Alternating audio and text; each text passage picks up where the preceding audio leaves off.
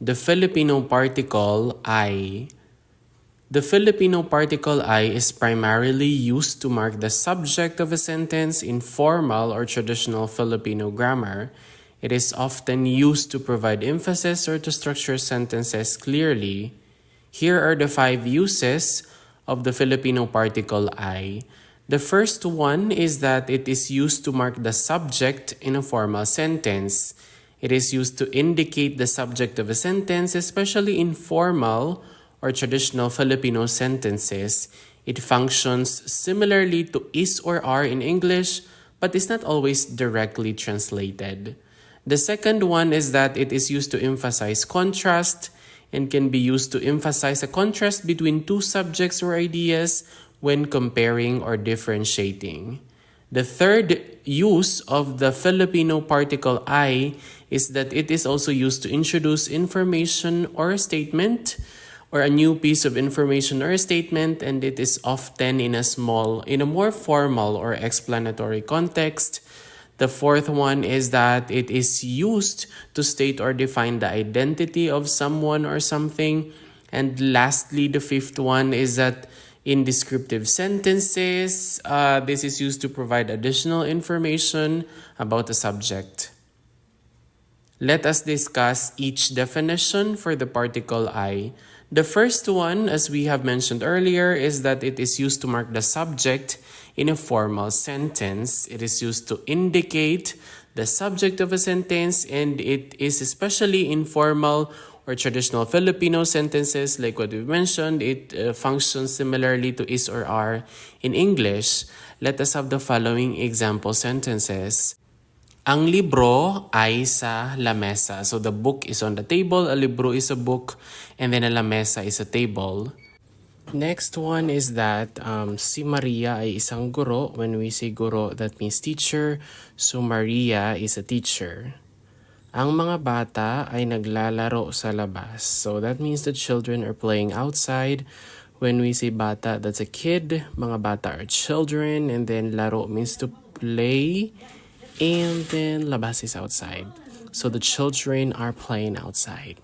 Next one is, ang pelikula ay maganda. When we say pelikula, that's a movie. And then maganda, that's pretty or beautiful or good. So the movie is good. Ang pelikula ay maganda. Ang kalsada ay makipot. When we say kalsada, that's a road. And then when we say makipot, that means narrow. Ang kalsada ay makipot. Next one is that the particle I is used to emphasize contrast, so it can be used to emphasize a contrast between two subjects or ideas, often when comparing or when differentiating. So let us have the following example sentences. The first one, ang tatay ay mahigpit, ngunit ang nanay ay maluwag. So tatay, that's father. When we say mahigpit, that's strict. Ngunit is but. Nanay is mom or mother, and then maluwag is lenient. So ang tatay ay mahigpit, ngunit ang nanay ay maluwag. Next sentence is, si Juan ay nag-aaral sa Maynila habang si Pedro ay sa Cebu. So when we say aral, that means study. So Juan studies in Manila while Pedro, and Pedro is a name, ay sa Cebu. So si Juan ay nag-aaral sa Maynila habang si Pedro ay sa Cebu. Ang kape ay mainit, so the coffee is hot, samantalang ang tsaa ay malamig. So when we say coffee, kape, and mainit is hot, and samantala is whereas, and then at tsaa, that's your tea, and when we say malamig, that's cold. So ang kape ay mainit, samantalang ang tsaa ay malamig. Ang kotse ay mahal. A kotse is a car. And when we say mahal, it means love or expensive. So, ang kotse ay mahal pero ang bisikleta ay mura. So, a bisikleta is a bicycle and mura is cheap. Mahal, expensive. Mura is cheap. Ang kotse ay mahal pero ang bisikleta ay mura.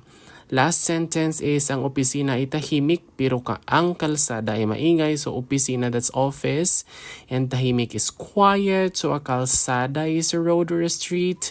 And then maingay is noisy. Tahimik, quiet, maingay, noisy. Ang opisina ay tahimik pero ang kalsada ay maingay. Definition number 5 is that it is used to introduce information or a statement. It can be used to introduce a new piece of information or a statement. it is also often in a more formal or explanatory context. Ang bagong proyekto ay magsisimula sa susunod na linggo. When we say bago, that's new, and then a proyekto is a project. So the new project ay magsisimula. When we say simula, that starts. So magsisimula sa susunod na linggo. When we say linggo, it means week, or it can also be Sunday. So next Sunday, susunod na linggo. Ang bagong proyekto ay magsisimula sa susunod na linggo. Another sentence is, ang resulta ng pagsusulit ay ipapakita bukas. So resulta, that's result. A pagsusulit is a test or an examination. Announced, sasabihin or ipapakita bukas. So bukas is tomorrow. Ang resulta ng pagsusulit ay ipapakita bukas. Ang tawag ng doktor ay mahalaga. So a tawag is a call, and then mahalaga is important. So the doctor's call is important. Ang tawag ng doktor ay mahalaga. Ang sining ay mahalagang bahagi ng kultura. So sining, that's art. And then like what we've mentioned earlier, mahalaga is important, and then a kultura is culture. Art is an important part of culture. Ang sining ay mahalagang bahagi ng kultura. Last sentence, we have ang trabaho ay nangangailangan ng dedikasyon. Trabaho, that's work. And then dedikasyon, that's dedication. And nangangailangan requires. So the job requires dedication. Ang trabaho ay nangangailangan ng dedikasyon. Another definition for the particle I is that it is in statements of identity. It is also used to define or state the identity of someone or something. Let us have the following example sentences. Si Carla ay aking kaibigan. So, kaibigan is a friend. Akin is my. So, Carla is my friend. Si Carla ay aking kaibigan. Another one, ang aso ay matalino. The dog is smart. So, an aso is a dog and matalino means smart. Ang aso ay matalino. Ang pangalan ko ay Ana. When we say pangalan, that's a name. And then Ana is a name. Ko is me or my. So, ang pangalan ko ay Ana. My name is Ana. Si Alex ay isang mahusay na pintor. When we say mahusay, that's great or good, excellent. Isa is one, mahusay, and then a pintor is a painter. So Alex is a great painter.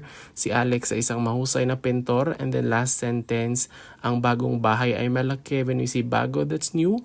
Bahay is house and malaki is big. So ang bagong bahay ay malaki, the new house is big. Another use or definition of the Filipino particle I is that it can also be used in descriptive sentences to provide additional information about a subject. So let us have the following example sentences.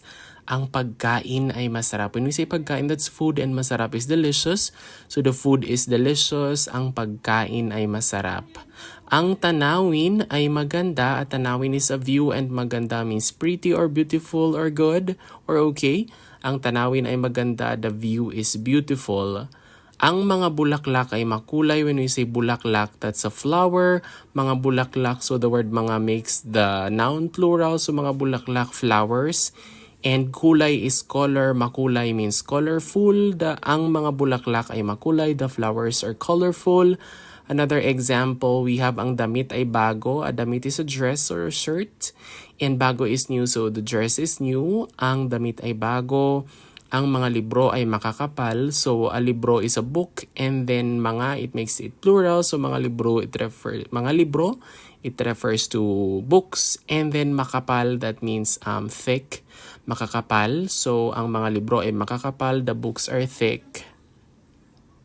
And that is all about our Filipino particle I, and I do hope you learned something new. See you in the next video. Maraming salamat!